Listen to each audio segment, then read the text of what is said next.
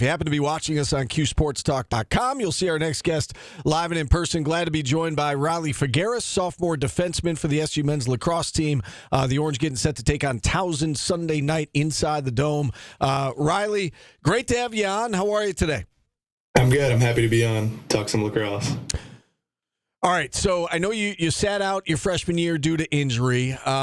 Congratulations on a great season today. What's been the difference, Riley, for this team? I know you didn't play last year, but you obviously got to see firsthand what was going on. What's been the biggest difference from last year to this year and has allowed you guys to be in this position as a top 4 seed in the NCAA tournament?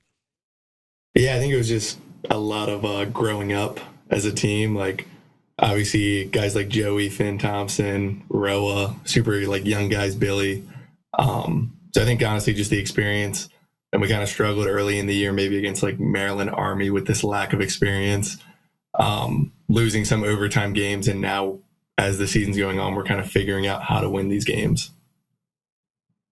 Yeah, and along those lines, I was going to ask you how the schedule has gotten you ready for this. And you mentioned some of the early season losses to Maryland and Army, and you guys were able to bounce back. You've got 3 wins this year over top 5 opponents, most top 5 wins for this program since 2015. So it's been a while. Did those early season games, do you feel like they helped you win the games later on in the season against Duke and Virginia and so on and so forth? Yeah, for sure. I mean, especially against UVA, kind of those early season games kind of made us believe that we could hang with those teams because Maryland was ranked higher, Army may not have been ranked higher, but they were a quarterfinal team last year. They were kind of where we want to be this year more. So kind of hanging with those teams made us believe a little more, and then eventually we kind of got over the whatever with Hopkins. Beating Hopkins obviously helped a lot with our confidence, and kind of just been rolling since then. You guys have shown the ability to win different kinds of games, right? You've won some low-scoring games, by holding Duke to 4 goals, for instance. You've won some shootouts. The Virginia game is certainly an example of that, putting up 18 goals in that one to beat the Cavs. Is that a good thing, knowing that you can win a variety of ways as you go into postseason play when it's one and done and you're going to see different styles and you're going to see opponents you haven't seen yet? Does that help, knowing that you guys have that versatility to your game? Yeah, for sure. I mean, at this point, it's kind of just survive and advance. It doesn't really matter if we win these games by 10 or we win by 1, or if we win 20-19 or 1-0, as long as we kind of find a way to win. And I think kind of proving that we could do it early in the year, holding obviously Duke to 4 early, and then UVA we were down by 3, I think, with 8 minutes. So we've proven we can come back. We've proven we can kind of get out in front and hold on to a lead. So yeah, I mean, definitely having that variety will help us just kind of from a mindset, confidence. If we get down, we're not going to get down on ourselves. If we're up by 10, we're not going to give up, or we're not going to let up on them. So yeah, definitely winning different ways helps. All right.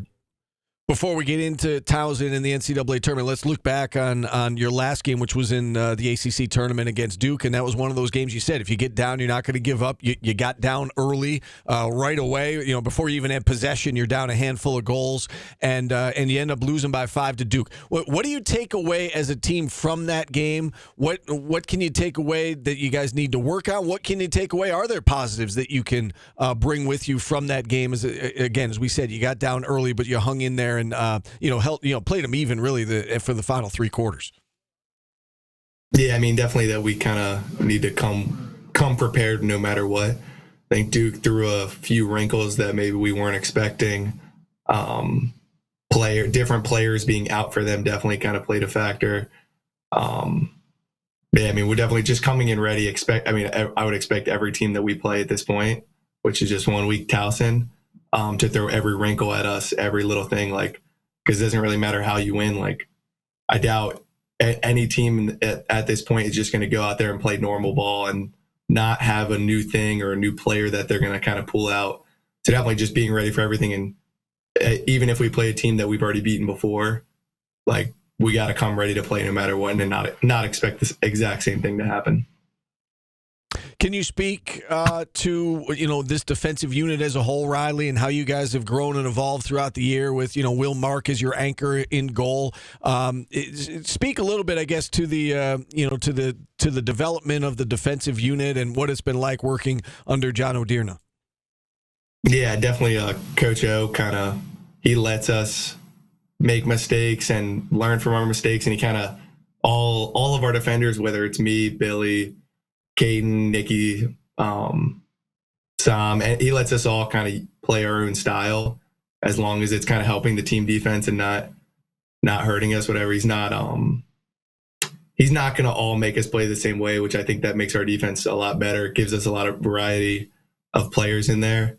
And yeah, we definitely grown a lot. Like obviously early in the year, I think we allowed 5 goals early to Maryland and 5 goals in the fourth quarter, or 6 goals in the fourth quarter, something like that.